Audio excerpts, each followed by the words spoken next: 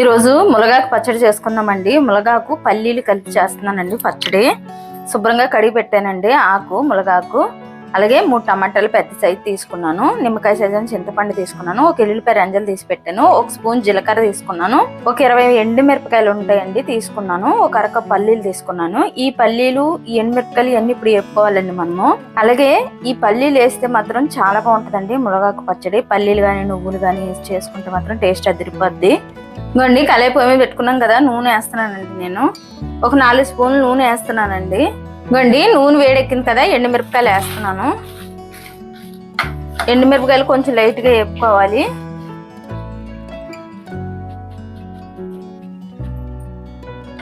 ఇంకోండి మిరపకాయలు వేగిపోయాయి కదా, వేరే గిన్నెలోకి తీసేసుకుందాం. ఇంకోండి తీసేస్తున్నాను. ఇవ్వండి పల్లీలు కూడా మనం ఆయిల్లోనే ఫ్రై చేసుకోవాలండి. చూడండి పల్లీలు చిట్టుపెట్టలు ఆడుతున్నాయి కదా, ఇప్పుడు ఈ పల్లీలు కూడా మనం తీసేసుకుందామండి. వేగిపోయాయి. ఇంకోండి ఎండుమిరపకాయల్లోనే వేసేస్తున్నాను ఈ పల్లీలు కూడా. ఇంకోండి ములగాకు కూడా వేసేస్తున్నాను.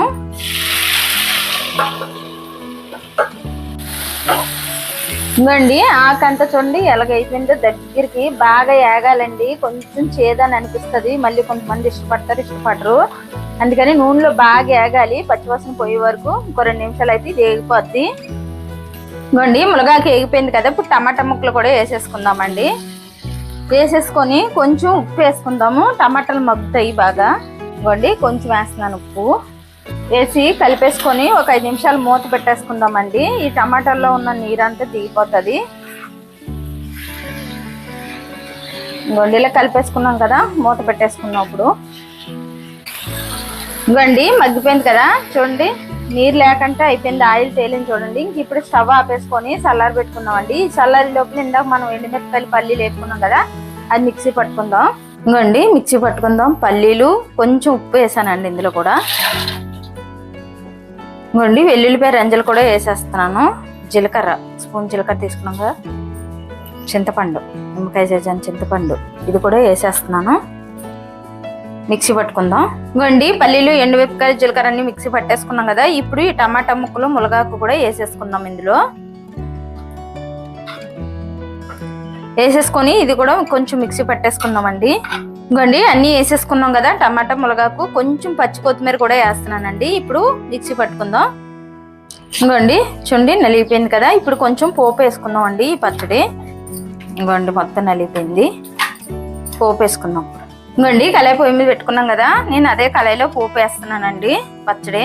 ఇంకోండి 3 స్పూన్లు నూనె వేసాను, 1 స్పూన్ పచ్చెనపప్పు వేస్తున్నానండి, ఒక 1/2 స్పూను గుండుమినపప్పు, ఒక 1/2 స్పూన్ ఆవాలు, ఒక 1/2 చెంచా జీలకర్ర.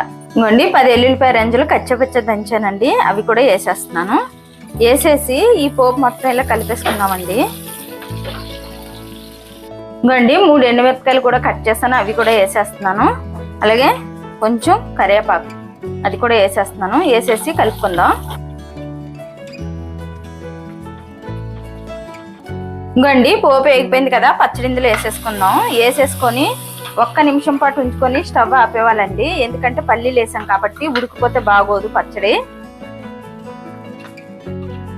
ఇంకోండి వేసేసుకున్నాం చూడండి. ఇంకోండి కలిపేసుకున్నాం కదా, మొత్తం పోపు కలిపేసుకున్నాం కదా. ఇలా చేసుకుంటే మాత్రం చాలా బాగుంటుందండి. దోశల్లో కూడా వేసుకోవచ్చండి, వేడి వేడి అన్నంలో కూడా వేసుకొని తింటే మాత్రం టేస్ట్ చాలా బాగుంటుంది. ఈ ములగాకు పల్లీలు పచ్చడి సూపర్గా ఉంటుంది. రోటీకి కానీ పులకాకు కానీ చపాతీకి కానీ సూపర్గా ఉంటుందండి. నచ్చితే లైక్ చేయండి, షేర్ చేయండి, కామెంట్ చేయండి, సబ్స్క్రైబ్ చేయండి. కాకపోతే ఒకసారి ట్రై చేయండి ఎలా ఉంటుంది అన్నది. ములగాకు పల్లీలు పచ్చడి టేస్ట్ అయితే మాత్రం అదిరిపోద్దండి.